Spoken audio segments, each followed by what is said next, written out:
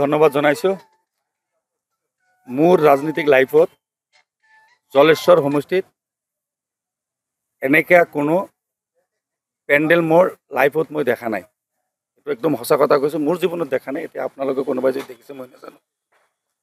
ইয়াত 24 তাৰিখত উদ্যমিতা আঁচনি হিতাধিকাৰী চেক বিতৰণ কৰিব। আহিব আমাৰ অসম চৰকাৰৰ জ্যেষ্ঠ মন্ত্ৰী, গোৱালপাৰা জিলাৰ অভিভাৱক মন্ত্ৰী, আমাৰ সকলোৰে শ্ৰদ্ধাৰ অশোক সিংঘাল ডাঙৰীয়া।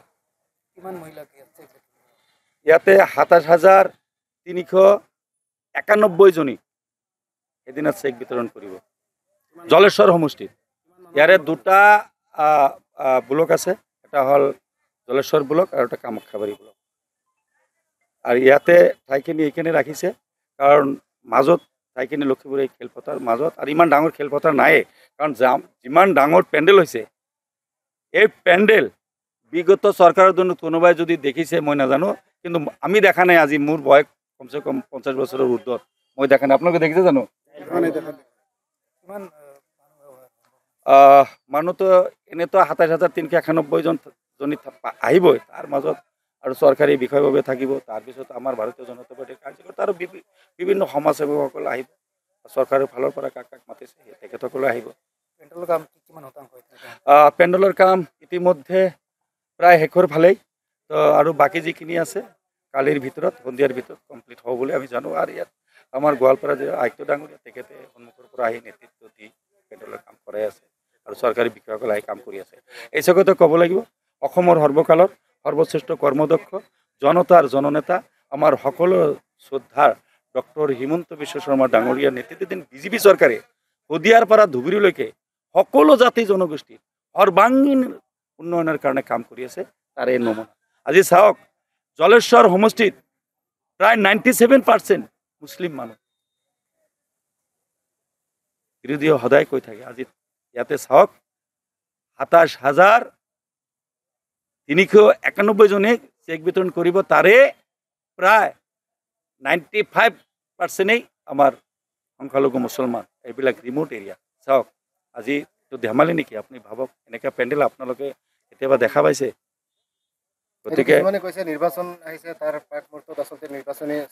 আমাৰ চৰকাৰে ইতিমধ্যে, আপোনালোকে জানে, আমাৰ মাননীয় মুখ্যমন্ত্ৰী ডক্টৰ হিমন্ত বিশ্ব শৰ্মা ডাঙৰীয়াৰ চাকৰিৰ ক্ষেত্ৰত জলেশ্বৰ সমষ্টিৰ কথা কৈছে, বাকী সমষ্টিৰ কথা মই বাদেই দিছোঁ।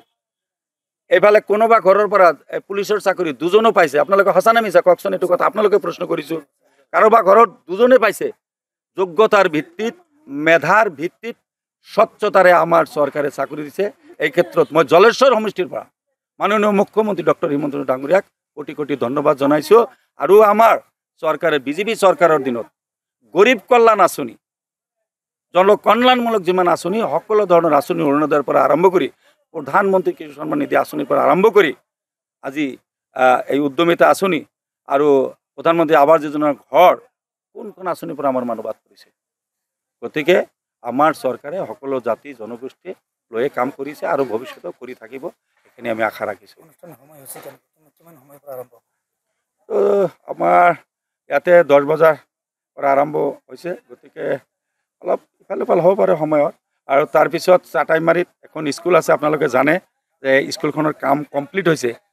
3,54 লাখ টকাৰ কাম, আপোনালোকে জানে। তাতেতো গৈছিলোঁ অলপ আগত মাননীয় মন্ত্ৰী মহোদয় আৰু আমাৰ আয়ুক্ত ডাঙৰীয়া অফিচৰ পৰা হেডমাষ্টাৰক জনাইছে দিনৰ 1 বজাত তাতে সেইখন স্কুলৰ শুভ উদ্বোধনী কৰিব।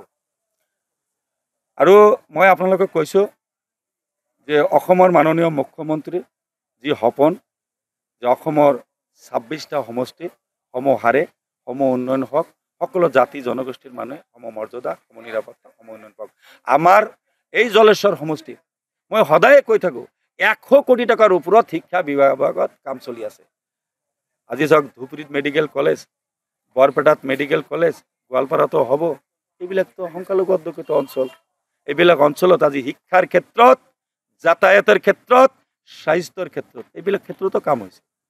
চাকৰি বাকৰিৰ ক্ষেত্ৰত সমহাৰে আমাৰ এইবিলাক ডিষ্ট্ৰিক্টৰ পৰা, এইবিলাক সমষ্টিৰ পৰা, ৰিমোট সমষ্টিৰ পৰা পাইছে। এই চেগতে আজি মাননীয় মুখ্যমন্ত্ৰীক এই ফিল্ডৰ পৰা বা বিজেপি চৰকাৰ অসমৰ মাননীয় মুখ্যমন্ত্ৰী ডক্টৰ হিমন্ত বিশ্ব শৰ্মাক আমি দিল খুলি কোটি কোটি ধন্যবাদ জনাইছোঁ। যিকোনো খবৰৰ বাবে যোগাযোগ কৰক 7099017330 লগতে 7099017110 নম্বৰত।